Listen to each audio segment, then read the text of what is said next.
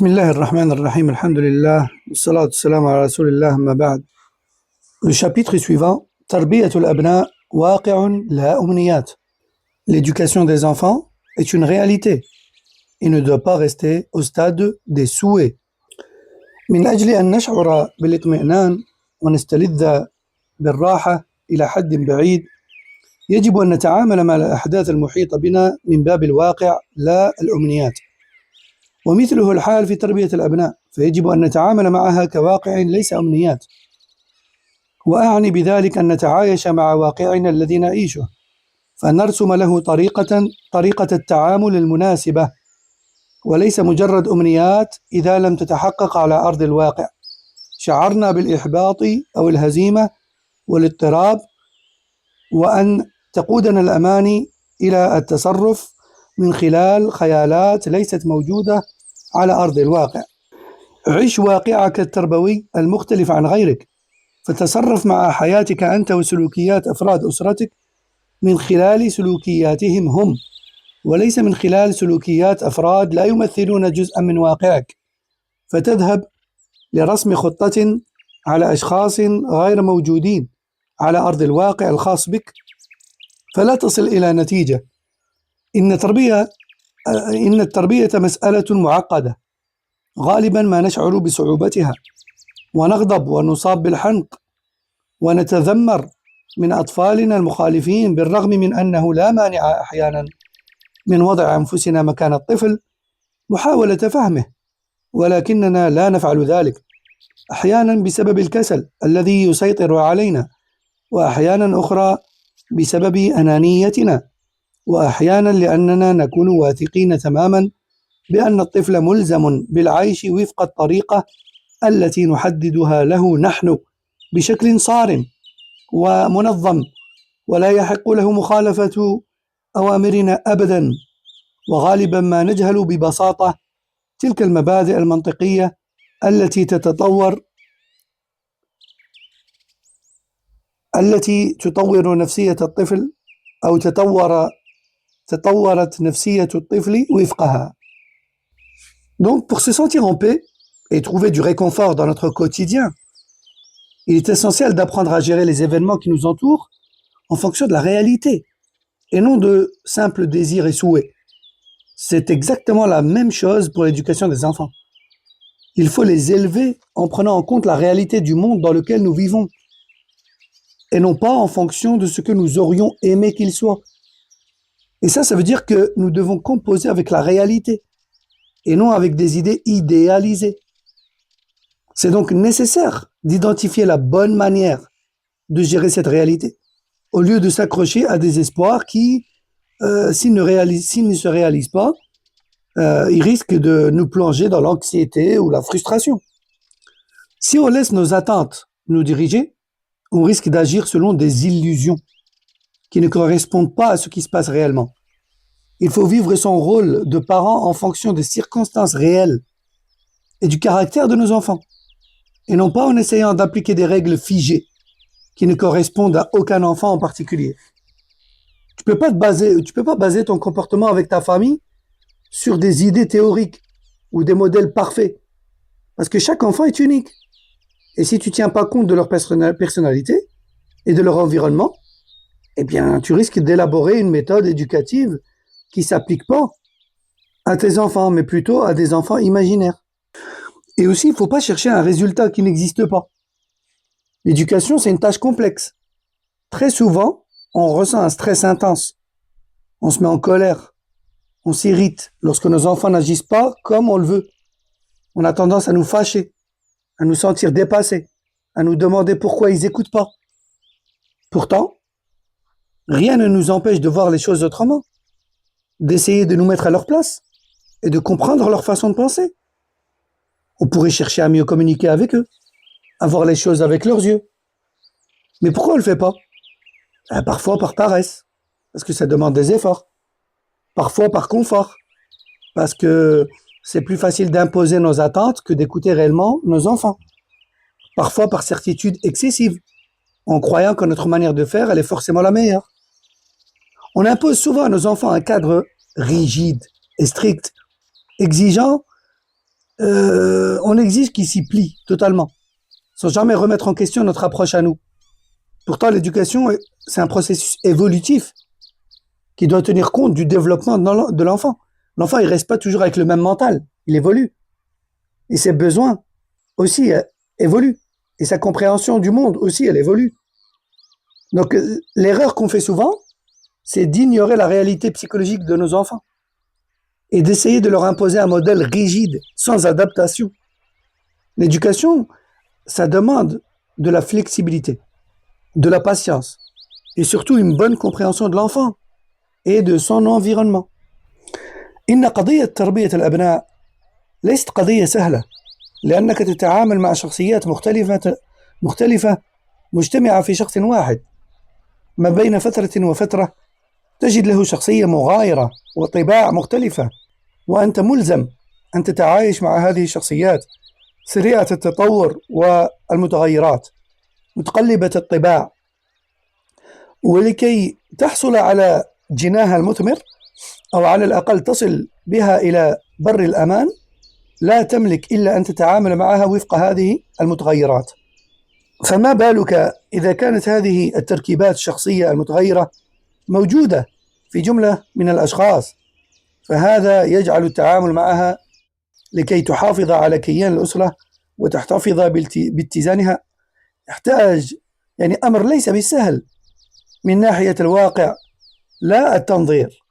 ومما يجعل التربية أمرا صعبا كثرة الأطراف المحيطة التي تنازع الوالد في تربية أولاده، المجتمع، المدرسة، الأقارب، الشارع وغير ذلك مما يحيط بالابن، وينازع الوالد في المحافظة على سلوكيات ابنه ويجعل مهمته في التربية أصعب. وعلى كثرة المنازعات من حوله فكل طريق يحتاج إلى نوع خاص من التعامل.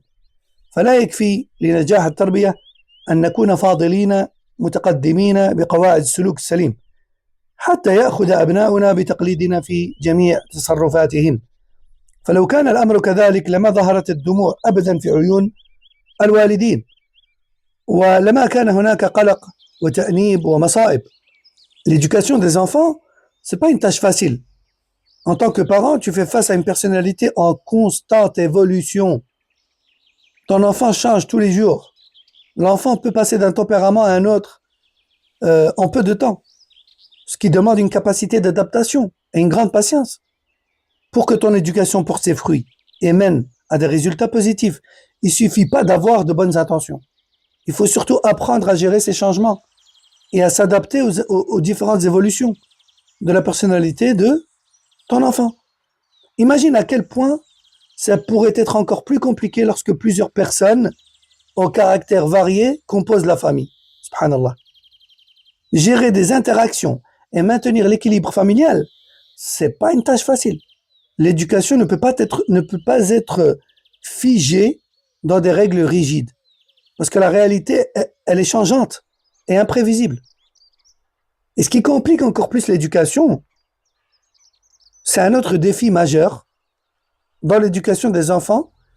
En fait, c'est l'influence des multiples acteurs extérieurs qui interviennent dans leur éducation.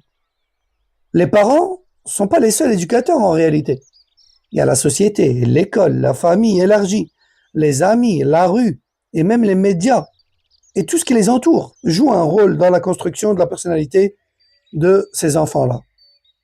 Et cette influence extérieure crée parfois des tensions entre la vision des parents et celle du monde extérieur. Et un parent peut se battre pour inculquer certaines valeurs à son enfant, mais celui-ci sera influencé par tout ce qui l'entoure. Et donc l'enfant est souvent pris entre ces différentes influences, ce qui peut rendre son éducation encore plus difficile. Et chaque méthode éducative nécessite une approche adaptée. Et les parents doivent être capables de faire face à cette complexité, sans rigidité excessive ni laxisme. Comme on dit, il faut savoir prendre les tournants. Il faut savoir prendre les tournants avec douceur. Hein? C'est un peu ça en fait. C'est comme si tu conduis en voiture, et quand il y a un virage, il faut savoir réduire ta vitesse, avoir la bonne vitesse pour le bon virage, sans que tout le monde soit secoué dans la voiture. C'est un peu la même chose en fait. L'enfant, il est changeant.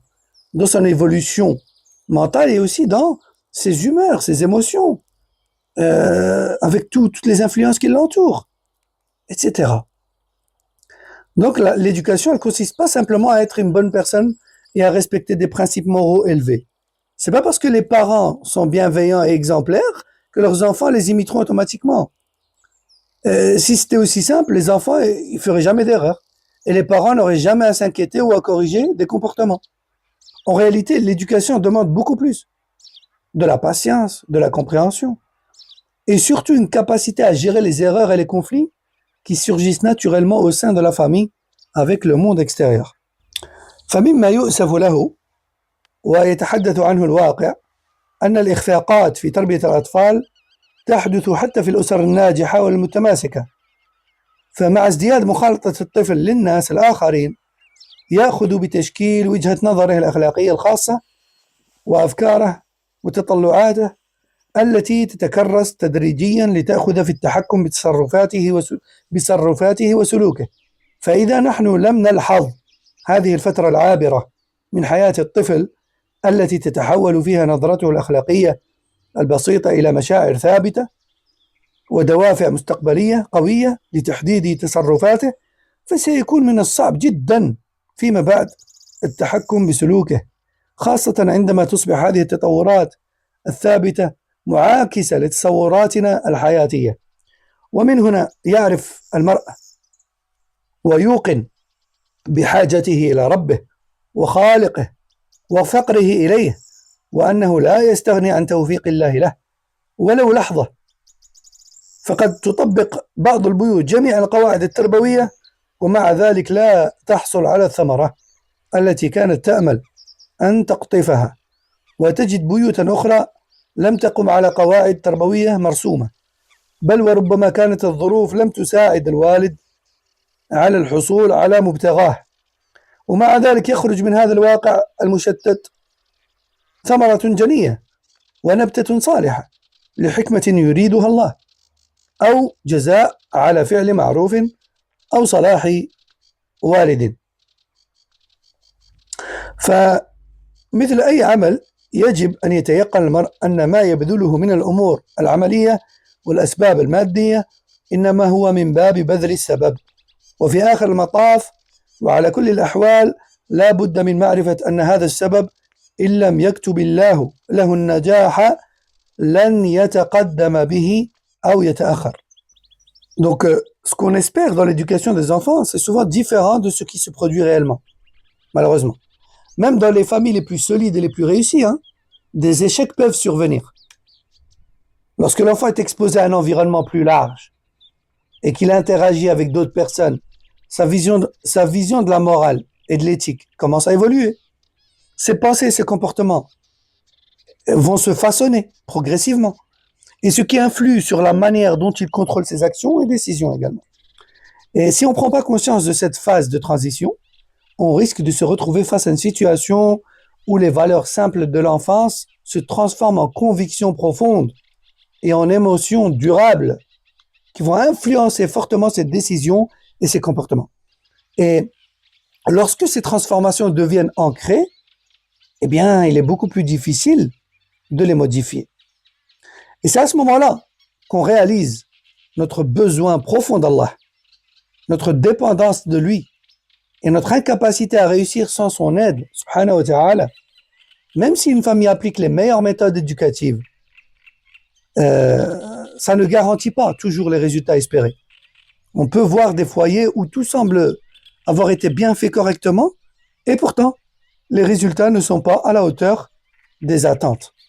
À l'inverse, certains parents qui n'avaient pas forcément un plan éducatif bien défini voient leurs enfants grandir avec de bonnes valeurs et un comportement exemplaire. Pourquoi ? Parce que parfois, les circonstances extérieures jouent un rôle majeur dans l'éducation. Et donc, face à ça, il est important de ne pas se fier uniquement aux apparences matérielles. Il ne suffit pas d'appliquer des règles éducatives strictes pour obtenir des résultats.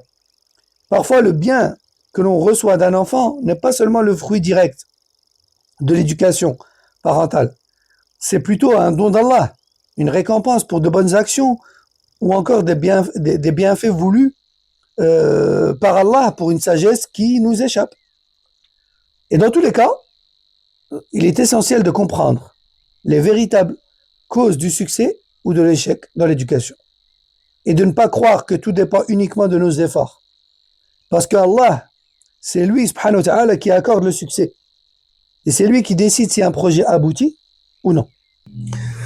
ويجب أن يعرف المربي أنه لن يحقق أهدافه حتى ينفق من جميل أيامه ويكون قدوة عملية أكثر من التنظير وعليه أن لا يكثر الامتنان أو الشكوى إذا لم يرى رد الجميل من قبل من أحسن إليهم سواء كان ذلك بجحود فضله أو إيذائه نفسيا فتجده يعدد ما فعل ويذكر ما قدم متألما وإذا كان هذا متوقعا في العلاقات العادية مع سائر الناس فوجود هذا الشعور وردة الفعل مع الأبناء تكون من باب أولى لأن الإحسان إليهم يتوقع أن يكون على أقصى درجات البذل والعطاء وربما لا تظهر النتائج التي كنت تطمع بها على الأبناء لكن يكفيك أنك كنت مربيا ناجحا قمت بدورك على الوجه المطلوب وأما حصول النتائج فهذا أمر لا تملكه ولذلك كان مما يسلي الأمهات والآباء إذا لم تتحقق أهدافهم على الوجه المطلوب يقينهم أنهم أدوا واجبهم بدون خلل على أنه من الضروري التنبيه على أن مقصودنا بعدم تحقيق الهدف المأمول به لا يعني ذلك فساد الأبناء وانحرافهم بل يدخل في ذلك حتى إذا لم يبلغوا المنزلة والمكانة التي رسمها لهم الآباء وطمعوا أن يكونوا عليها. Enfin, le parent ou l'éducateur doit comprendre qu'il ne pourra pas atteindre ses objectifs sans fournir de grands efforts et sans investir énormément dans l'éducation de son enfant. C'est un travail qui demande de la patience, de l'endurance, plutôt que de simples attentes de résultats rapides. On ne doit pas chercher à être remercié ou à se plaindre si nos efforts ne sont pas reconnus par nos enfants. Parce qu'il arrive souvent que les enfants ne réalisent pas immédiatement les bienfaits qu'on leur a apportés, que ce soit par ingratitude ou par simple manque de maturité en fait. Et un parent ne doit pas attendre de la reconnaissance de la part de son enfant pour continuer à bien faire. Si on accepte cette idée dans nos relations avec les autres, ça doit être encore plus évident dans l'éducation des enfants. Parce que si on donne dans l'intention d'être remercié, on risque d'être déçu. L'éducation, elle repose sur un acte de pure générosité, de sacrifice, sans attente immédiate de résultats visibles. Et même si les résultats espérés ne sont pas atteints, ça ne veut pas dire que l'éducation a échoué. Parce que l'essentiel, c'est d'avoir fait ce que tu devais faire, avec sincérité et engagement. Et ce qu'on contrôle, c'est notre rôle d'éducateur, pas les résultats. C'est pour ça que beaucoup de parents ressentent de la frustration lorsqu'ils voient que leurs efforts n'aboutissent pas toujours aux résultats espérés. Mais il est important de comprendre que ne pas obtenir immédiatement les résultats attendus, ça ne veut pas dire que l'enfant est perdu ou que son éducation est un échec. Parfois, un enfant met du temps à réaliser ce que les parents lui ont inculqué. Il peut ne pas atteindre tout de suite le niveau ou la place que ses parents avaient espéré pour lui. Mais ça ne veut pas dire qu'il progressera jamais. L'essentiel est donc que les parents fassent leurs devoirs avec sagesse et bienveillance, sans se décourager par un manque de reconnaissance ou des résultats qui tardent à venir. هذا والله أعلم وصلى الله وسلم وبارك على نبينا محمد وعلى آله وصحبه